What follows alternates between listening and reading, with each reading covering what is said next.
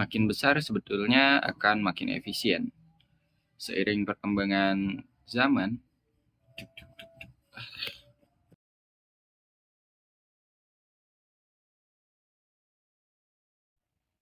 Assalamualaikum warahmatullahi wabarakatuh. Kembali lagi bersama saya Amalul Arifin.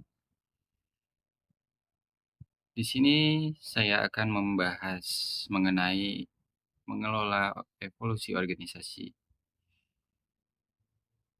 Ada beberapa poin yang saya akan bahas. Yang pertama itu adalah mengelola evolusi organisasi itu sendiri. Lalu yang kedua itu adalah pertumbuhan meningkatkan kemungkinan untuk bertahan hidup. Lalu yang ketiga yaitu pertumbuhan adalah kekuasaan. Lalu yang keempat, ada beberapa cara organisasi untuk tumbuh. Lalu yang terakhir adalah model pertumbuhan.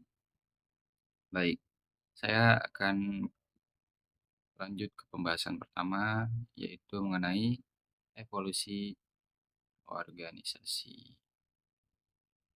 Definisi evolusi dalam teori organisasi, evolusi merupakan perubahan yang sangat cepat dalam perkembangan organisasi dengan memberikan inovasi baru dalam bentuk keunggulan-keunggulan dan keunikan-keunikan dari perkembangan awal sampai perkembangan yang paling mutakhir.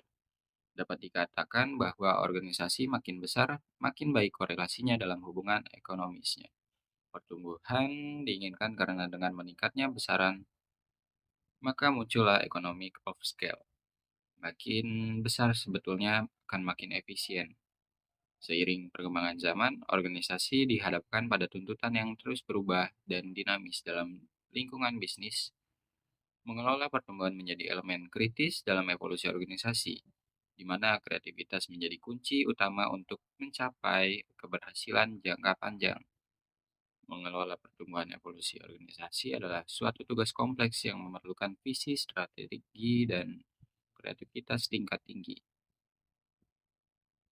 Baik, kita lanjut ke pembahasan yang kedua, yaitu pertumbuhan meningkatkan kemungkinan untuk bertahan hidup.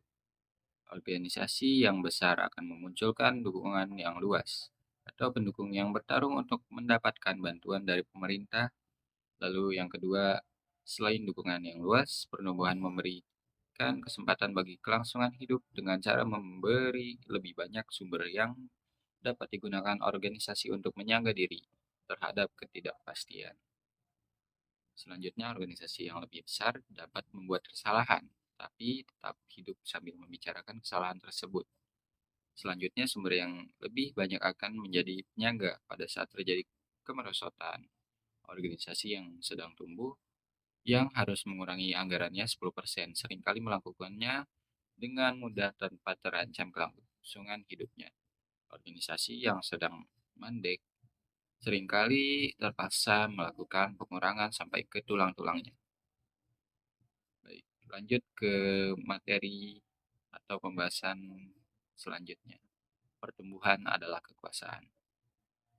Dalam dunia bisnis yang dinamis dan penuh tantangan, mengelola evolusi organisasi menjadi salah satu hal yang sangat penting. Pertumbuhan yang berkelanjutan dan konsisten menjadi indikator utama keberhasilan organisasi. Kekuasaan dalam konteks ini bukan berarti dominasi, tetapi kemampuan untuk mempengaruhi, membentuk, dan mengarahkan perubahan sesuai dengan visi dan misi organisasi. Kekuasaan ini diperoleh melalui pemahaman mendalam tentang dinamika organisasi, keterampilan manajemen yang kuat, dan pemanfaatan efektif kreativitas.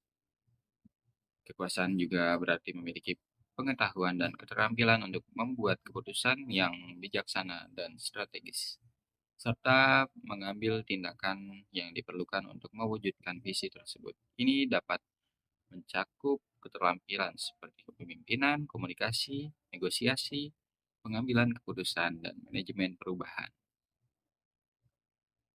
Pertumbuhan hampir selalu konsisten dengan minat diri manajemen puncak dalam organisasi yang bersangkutan. Pertumbuhan meningkatkan prestis, kekuasaan, dan keamanan kerja bagi kelompok tersebut. Pertumbuhan pasti berhubungan dengan kompensasi yang diberikan kepada para eksekutif. Sebagai contoh, sebuah survei yang pernah dilakukan menemukan bahwa pimpinan pada 100 perusahaan yang termasuk Fortune menerima gaji 2 kali lipat dibandingkan rekan mereka pada perusahaan yang masuk kategori 401 sampai 500 di majalah tersebut. Pertumbuhan juga memberi organisasi lebih banyak kekuasaan dibandingkan organisasi dan kelompok lain dalam suatu lingkungan. Perusahaan yang lebih besar mempunyai pengaruh yang lebih baik terhadap para pemasok, serikat buruh, pelanggan yang besar, pemerintah, dan sebagainya. Hal ini memberi konklusi yang logis bahwa pertumbuhan bukanlah suatu kejadian yang kebetulan saja. Pertumbuhan biasanya mencari keuntungan ekonomis kepada organisasi dan keuntungan politis bagi para eksekutif pengambil keputusan. Dengan demikian, kekuatan yang besar selalu memberi semangat kepada organisasi untuk tumbuh dan meluaskan usaha. Selanjutnya, ada beberapa cara organisasi itu untuk tumbuh. Yang pertama, yaitu ekspansi dari domain organisasi yang sekarang ada. Lalu yang kedua, pertumbuhan melalui diversifikasi ke dalam domain yang baru. Lalu yang ketiga, pertumbuhan melalui perkembangan teknologi. Yang keempat, pertumbuhan melalui teknik manajerial yang diperbaiki. Baik, ke pembahasan terakhir, ada model pertumbuhan. Evolusi organisasi tidak dapat dianggap sebagai proses linear atau tetap.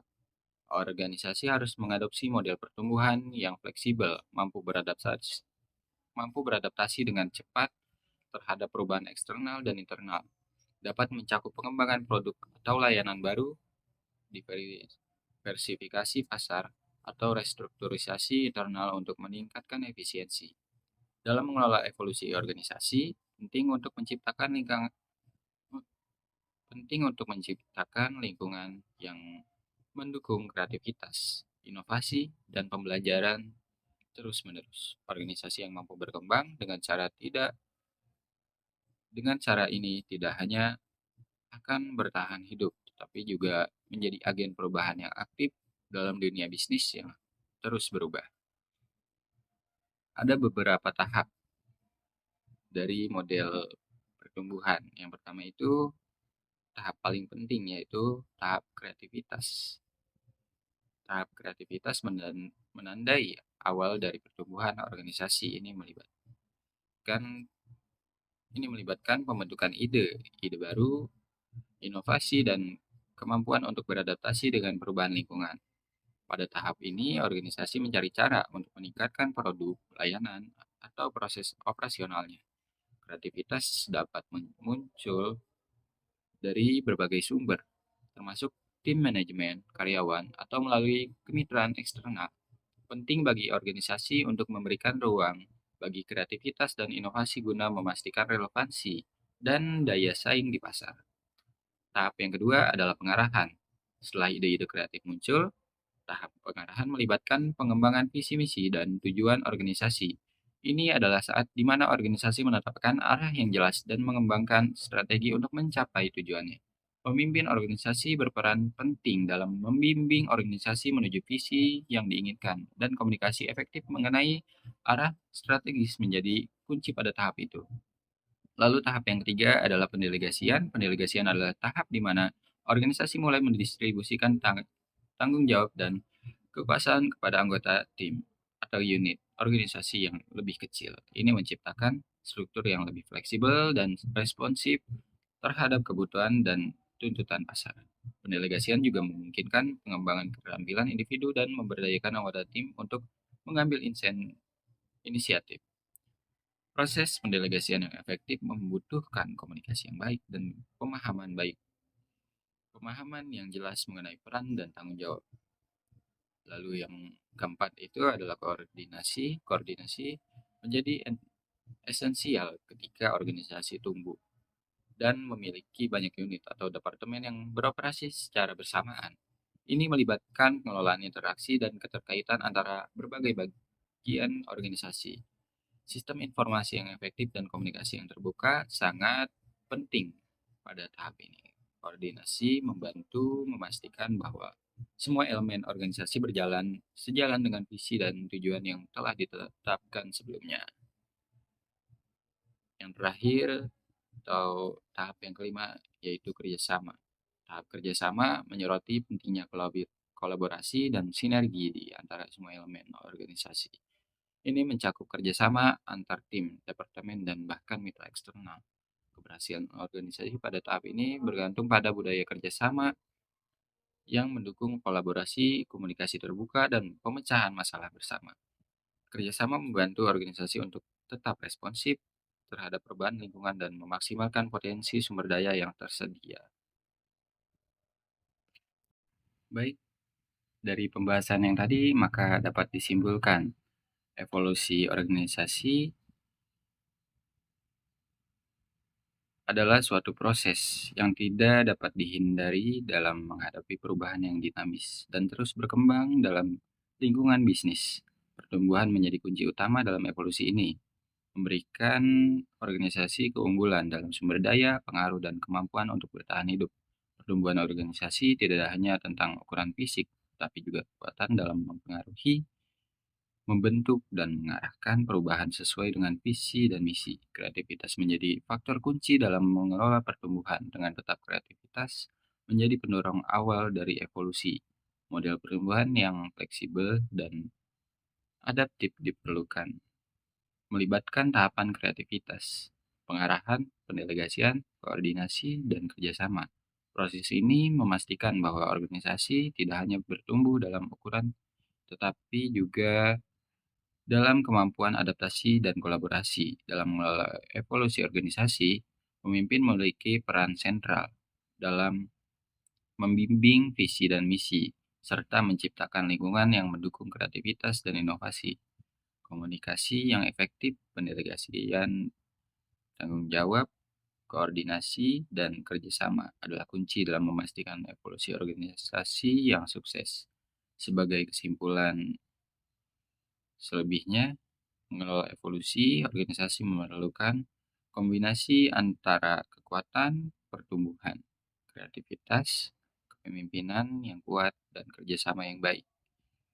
Hanya dengan pendekatan yang holistik dan adaptif, organisasi dapat tidak hanya bertahan tetapi juga berkembang dalam era yang penuh dengan perubahan dan tantangan.